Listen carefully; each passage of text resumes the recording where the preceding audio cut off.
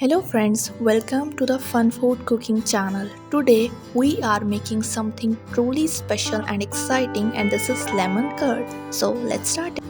To prepare this lemon delight, begin by thoroughly washing the lemons and ensuring that they are clean before zesting. Now rub the zest of 3 lemons. Cut these lemons and extract 100 grams of lemon juice. Next, take 2 whole eggs and 2 yolks, mixing them thoroughly.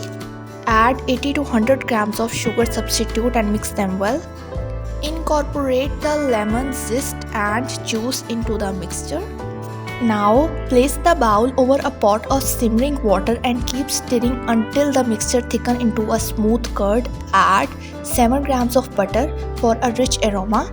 Once thickened, strain the lemon curd for a silky texture.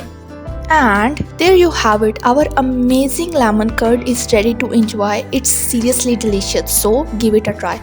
If you like this recipe, remember to subscribe to our channel, gives us a thumbs up and share this video with your friends. Thanks for watching. Happy cooking. Have fun.